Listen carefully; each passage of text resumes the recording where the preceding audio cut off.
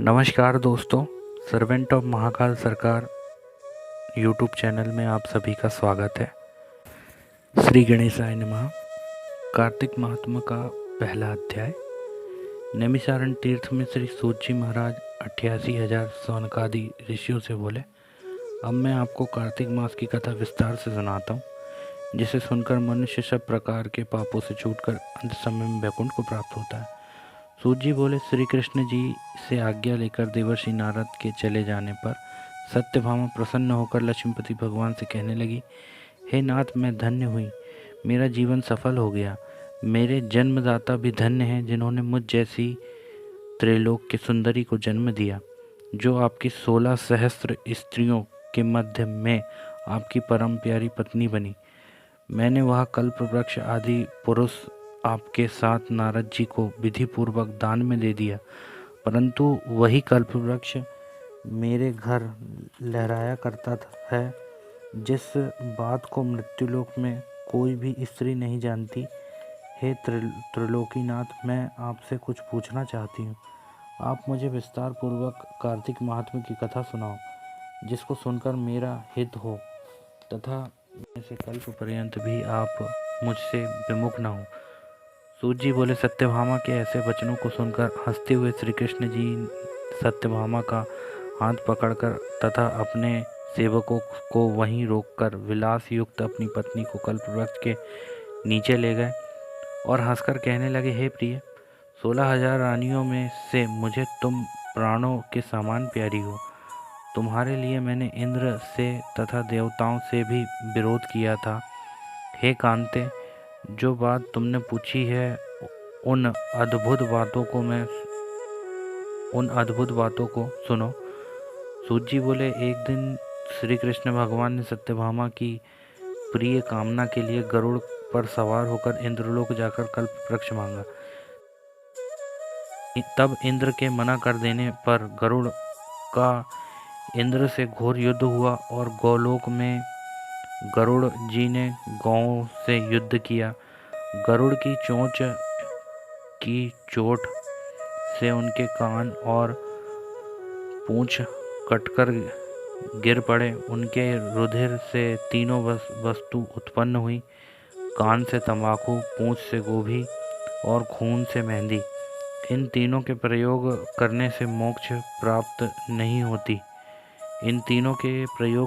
मोक्ष की प्राप्ति नहीं होती। तब गौओं ने भी क्रोध में भरकर गरुड़ को मारा, जिससे उनके 3 पंख टूटकर गिर पड़े। इनके पहले पंख से नीलकंठ, दूसरे से मोर और तीसरे से चकवा चकवी उत्पन्न हुए। हे प्रिय, इनके दर्शन मात्र से ही शुभ फल की प्राप्ति होती है। यह सुनकर सत्यभामा बोली, हे प्रभु, मैंने पिछले जन्म में कौन कौन से दान, व्रत व जप नहीं किए हैं, मेरा कैसा स्वभाव था तथा मैं किसकी पुत्री थी और मुझे मृत्युलोक में जन्म लेना पड़ा।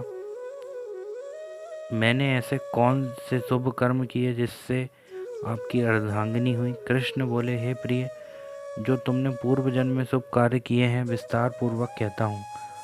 पूर्व समय में सतयुग के अंत में मायापुरी में अग्नि गोत्र में देव शर्मा नाम का एक ब्राह्मण वेदांत का जानने वाला रहता था। वह रोज अतिथियों की सेवा, हवन और सूर्य भगवान की पूजा किया करता था। उसका तेज सूर्य के समान तेजस्वी था। उसके वृद्धावस्था में गुणवती नाम की कन्या हुई। उसका विवाह उस पुत्रहीन ब्राह्मण ने चंद्र नाम के अपने शिष्य के साथ कर दिया। चंद्र को अपने पुत्र के समान मानता था तथा चंद्र भी उसे अपने पिता के समान सम्मान देता था। एक दिन वे दोनों कुश और संविदा लेने के लिए वन में गए।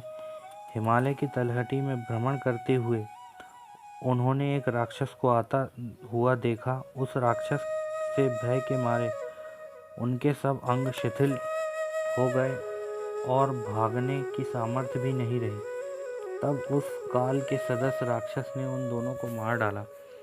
उनके धर्मात्मा होने के कारण मेरे पार्षद उनको मेरे पास वैकुंठ में ले आए। क्योंकि उन्होंने सूर्य भगवान की पूजा की थी, और उस कर्म से मैं दोनों पर अति प्रसन्न हुआ। शिव, सूर्य, गणेश जी, देवी, इन सब देवताओं की पूजा करने वाले सब स्वर्ग को प्राप्त होते हैं।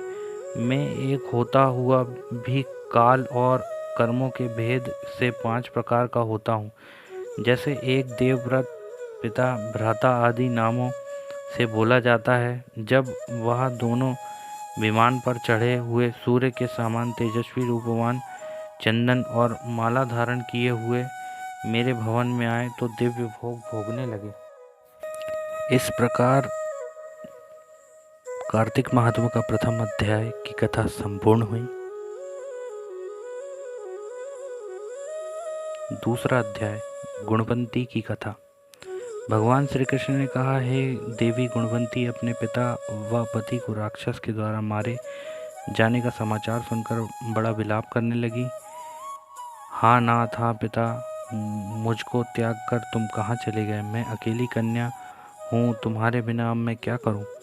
अब मेरे भोजन और वस्त्र आदि की व्यवस्था कौन करेगा? घर में स्नेहपूर्वक मेरा पालन पोषण कौन करेगा? मैं कुछ नहीं कर सकती। मुझ विधवा की रक्षा कौन करेगा? मैं कहाँ जाऊँ, कहाँ रहूँ?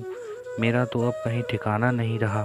इस तरह रोती और बिलखती गुणवती पछाड़ खाकर पृथ्वी पर गिर पड़ी और मूर्छित हो गई और देर तक पड़ी रही। फिर जब होश में आई तो पूर्वव्रत अत्यंत करुण विलाप कर शोक सागर में डूब गई। जब कुछ संभली तो उसे ध्यान आया कि मेरे पिता तथा पति की मृत्यु के पश्चात उनकी क्रिया करनी चाहिए जिससे उनकी गति हो सके। अतः उसने अपने घर की सारी वस्तुएं बेच दी। उनके बेचने से जो पैसे उसे मिले उसने अपने पति और पिता की श्राद्ध आदि क्रिया की। फिर वह उसी नगर में रहती हुई भगवान विष्णु की भक्ति में आठों प्रहर रहने लगी। उसने जन्म से लेकर मृत्यु तक नियम पूर्वक सारी एकादशियों का व्रत किया। हे प्रिय, ये एकादशी और कार्तिक व्रत मुझको बड़े ही प्यारे हैं। मुक्ति, भक्ति, पुत्र तथा संपत्ति को देने वाले परम पवित्र हैं। जो मनुष्य कार्तिक मास में जब तुला राशि पर सूर्य आता है तो सवेरे उठकर स्नान करते हैं अथवा उपासना करते हैं, वह मुझे बहुत ही प्यारे हैं। क्योंकि यदि वह बड़े पापी भी हों तो भी स्नान व व्रत के प्रभाव से उनको मोक्ष की प्राप्ति हो जाती है। जो मनुष्य कार्तिक में स्नान, जागरण, दीपदान तथा तुलसी के वृक्ष की रक्षा करते हैं वह साक्षात विष्णु भगवान के तुल्य हैं। जो मनुष्य कार्तिक मास में मंदिर में झाड़ू लगाते हैं वह और स्वास्तिक बनाते हैं और विष्णु पूजा करते हैं वह जीवन मुक्त हो जाते हैं। यह सुनकर गुणवती भी प्रति वर्ष मन लगाकर कार्तिक का व्रत और भगवान विष्णु का पूजन करने लगी। हे प्रिय, एक बार वह ज्वरग्रस्त थी और दुर्बल हो गई थी, फिर भी किसी न किसी प्रकार गंगा स्नान के लिए चली जाती। गंगा तक पहुंची भी, किंतु शीत के मारे वह पूरी तरह से कांप रही थी। वह एकदम शिथिल हो गई। तब वह मेरे भगवान विष्णु के दूतों के द्वारा मेरे धाम में आई। उसके पश्चात ब्रह्मा आदि देवताओं की प्रार्थना पर जब मैंने कृष्ण का अवतार लिया तो उस समय मेरे गण भी मेरे साथ आए। वह सब इस पृथ्वी पर यादव बने। तुम्हारे पिता जो पूर्व जन्म में देव शर्मा थे, इस समय स्त्राजित हैं। पूर्व जन्म में चंद्र शर्मा जो तुम्हारा पति था वह आकू है। और हे भामिनी, तुम ही वह गुणवती हो। यह कार्तिक व्रत का ही प्रताप है जिससे कि तू मेरी अर्धांगिनी बनी है। पूर्व जन्म में तुमने मेरे मंदिर के द्वारे पर तुलसी का पौधा लगाया था। वह इस समय तेरे महल के आंगन में कल्प वृक्ष के रूप में खड़ा है। जो तुमने उस जन्म में दीपदान किया था उसके कारण तुम्हारी देह सुंदर है, तुम्हारे शरीर में शोभा है और घर में साक्षात लक्ष्मी निवास करती है। तुमने चूँकि पूर्व जन्म में अपने समस्त व्रतों का फल पति स्वरूप विष्णु के अर्पण कर दिया था, उसी के प्रभाव से तुम इस समय मेरी प्रिय भामिनी हुई हो। पूर्व जन्म में आजीवन तुमने जो नियम के कार्तिक मास का व्रत किया उसका यह प्रभाव है कि मेरा और तुम्हारा कभी वियोग नहीं होगा। इस प्रकार जो कोई कार्तिक मास में व्रत आदि करते हैं वह मुझे तुम्हारे ही समान प्यारे हैं। वह लोग जो कि दूसरे जप तप यज्ञ दान आदि करते हैं, कार्तिक मास में किए गए व्रत के समान उनका फल बहुत थोड़ा होता है, यानी कार्तिक मास के व्रतों का 16वां भाग भी नहीं। इस तरह से सत्यभामा भगवान श्री कृष्णचंद्र जी महाराज से अपने पूर्व जन्म के पुण्य के प्रभाव को सुनकर अति प्रसन्न हुई। और भी भक्तिमय कहानियाँ सुनने के लिए हमारे चैनल को सब्सक्राइब करें। अगर हमारी वीडियो पसंद आए तो चैनल को सब्सक्राइब करें, लाइक करें और कहानी को शेयर करना ना भूलें। जय श्री राम।